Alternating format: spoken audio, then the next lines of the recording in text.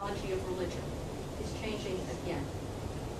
While American law during much of the 20th century mostly held religion at arm's length in a formal sense, accentuating religion as an aspect of difference among Americans, American law about religion today, I would argue, increasingly acknowledges the religiousness of all Americans as an aspect of sameness. Religion is being naturalized, once again, legally speaking. And someone mentioned to me earlier when I was talking to him about President Obama's referencing his inaugural address to non-believers. He made a list, sort of inclusive kind of list gesture towards people of faith, including, and everybody noticed, or everybody who cared, this small group who cares, noticed that non-believers were included. I think that in President Obama's world, those people are people of faith as well, and that's part of the argument I make. So I think in some sense we are, in U.S. terms, returning to the 19th century in religious terms about certain assumptions about sort of the religiousness of Americans, updated to reflect the diversity of the 21st, but without possibly the churches to provide even ghostly institutional bones to structure religion's intersection with law and the state. In other words, at least in the U.S., while law still regards itself as secular, all citizens are increasingly understood to be universally and naturally religious and in need of spiritual care. A spiritual care that in this time of crisis will be provided by the government. And the churches are less and less relevant. So what does this new spiritual governance look like? So there's been a remarkably broad embrace in the U.S. of the value of what are termed faith-based initiatives, that they're most inclusively understood. One finds a new openness to the reincorporation of the religious, or what is often termed the spiritual dimension of every human being, across a number of fields, in the military, in healthcare, in education, in prisons, even in the workplace. While to many the faith-based initiative is associated with the Bush administration, the extension of government contracting for social services to religious organizations actually began under the Clinton administration and has been firmly endorsed by the Obama administration. So the trend in the U.S. law, so my interest is in how is this being legally effective? In other words, how is it that law works to enable and construct the spaces that make this new spiritual governance possible? A legal attitude that I would argue makes of every American a person in need of spiritual care. So the trend in U.S. law in the last decade or so has been to deconstitutionalize religion. That is, to push down the management of religion from the Supreme Court to the states and to administrative bodies of government. And in a series of cases, the court has gradually withdrawn from formally deciding what counts as acceptable religion, leaving to the legislatures and local governments, within broad parameters, the detailed working out of law about religion.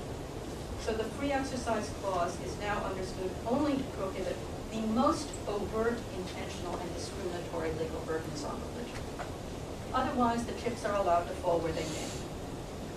The No Establishment Clause is understood to prohibit only coercive government proselytizing and the direct funding of worship. Otherwise, the rich variety of American religious life is constitutionally being accepted as appropriately a part of public space.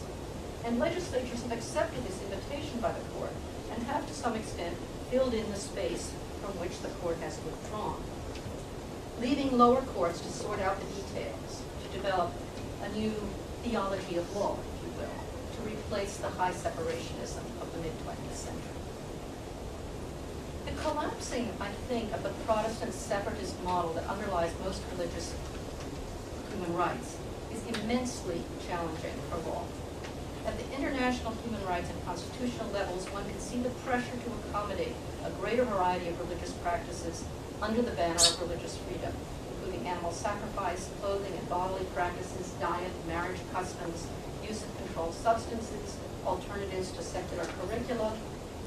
And one can also see the pressure to soften separationist models of constitutional disestablishment direction of greater partnership between religion and government in such fields as the management of conflicts over proselytization, the renewed salience of laws outlawing blasphemy, hate speech, the administration of social services, the promotion of quality religious education, the organization of public space, as in the construction of mosques and cemeteries, state regulation of clothing, and the enforcement of moral codes.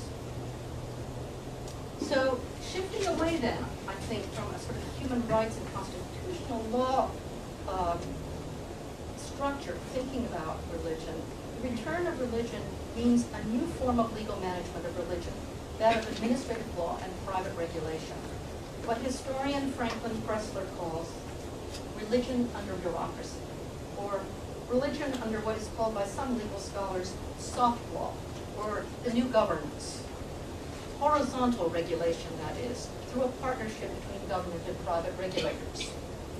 While constitutional and human rights scholars engage in rights talk, the legal foot soldiers of government, the self-appointed regulators of the health and social service professions, insurance administrators, and entrepreneurial developers of standards and procedures, in partnership with private regulatory systems of various kinds, make manifold decisions about religious life that shapes and regulates it, like all other aspects of our global lives. So this is also happening with food, with other kinds of environmental issues, the same kind of new governance or horizontal private-public partnership.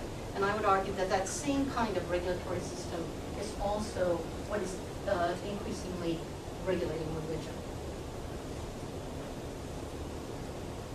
In 2005, the Freedom from Religion Foundation filed a lawsuit challenging the religious practices of the United States Veterans Administration, FFRF versus Nicholson. The VA is one of the largest providers of health care in the U.S. In 2008, almost 5.5 million people received care in VA facilities. The VA also manages the largest medical education and health professions training program in the U.S.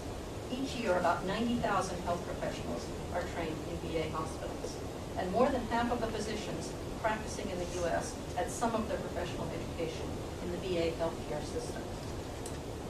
So since its inception during the Civil War, the VA health system grew out of the soldiers' homes established by Abraham Lincoln.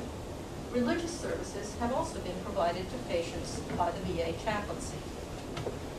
But the VA chaplaincy has evolved since its founding from a focus that was once what it calls sacramental to a new focus that it now terms clinical. So these terms have very specific meanings in this context. According to the VA's official history, the national chaplaincy that was created in the 20th century was originally organizationally assigned to the Office of Special Services, which also included recreation, canteen, athletics, and patient welfare. Sacramental, thus, apparently referred to the supplying of opportunities to access religious services on a piecemeal demand basis as an auxiliary to medical care, by analogy with sports and snacks. And I think this makes sense in terms of our old separationist model, and particularly in relation to Catholics. So in a hospital, at least in the U.S., Catholics were the ones who actually really needed chaplains. I mean, they couldn't die without them. And so this was something that you would access then. It was separate from what the hospital was doing, but it was something that was provided to you that you might need.